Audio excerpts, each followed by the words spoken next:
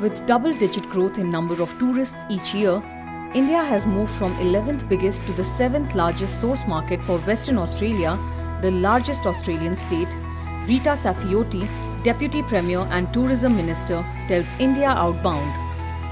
Saffioti, who was in India recently, just months after taking charge as Tourism Minister, adds that to keep the growth going, Western Australia will enhance engagement with the Indian market in 2024 through more marketing and fam trips.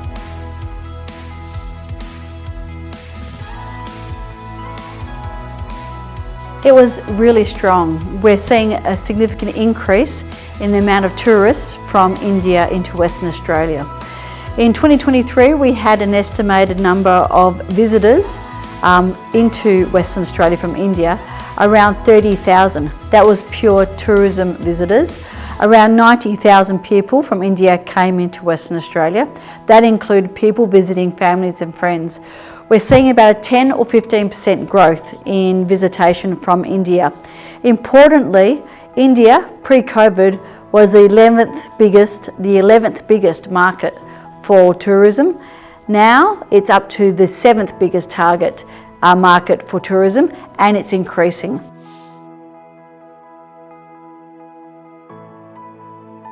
Sure, we want to increase tourism from India every year. We want to sustain the significant growth and have the inbound tourism from India growing over 10% per annum.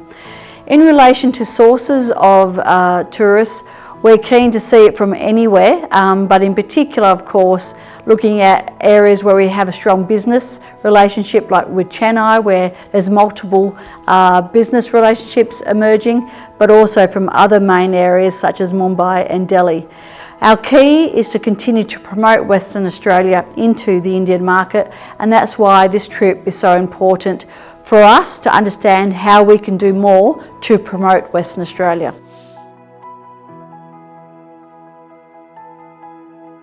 Our marketing strategy is to work with local operators to help promote WA and to work with the airlines. One of the reasons I visited India so early in my term as Minister for Tourism is to talk to operators about how we can market Western Australia better.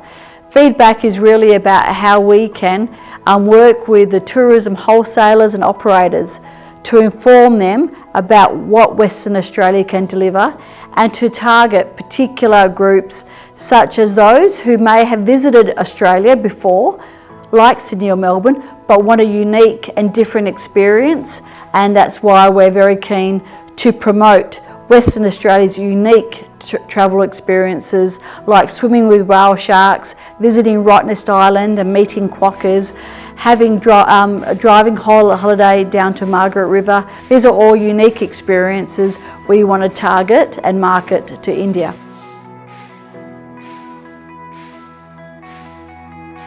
I think a number of things is we're going to work very much with the operators.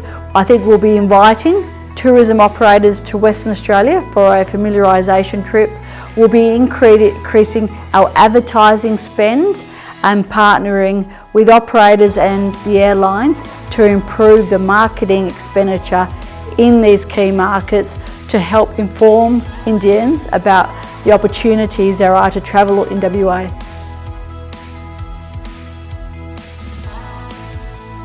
I've been talking to the airlines. Unfortunately, it appears that they have limited availability of aircraft to begin those new links to Western Australia. We know that it makes economic sense for them to do so, but it appears we will need to wait a little bit more for those direct links. In the meantime, we're very keen to work to see how we can still increase tourism through areas like Singapore to encourage people to fly to Perth through Southeast Asia, but we definitely are still 100% committed to direct air links.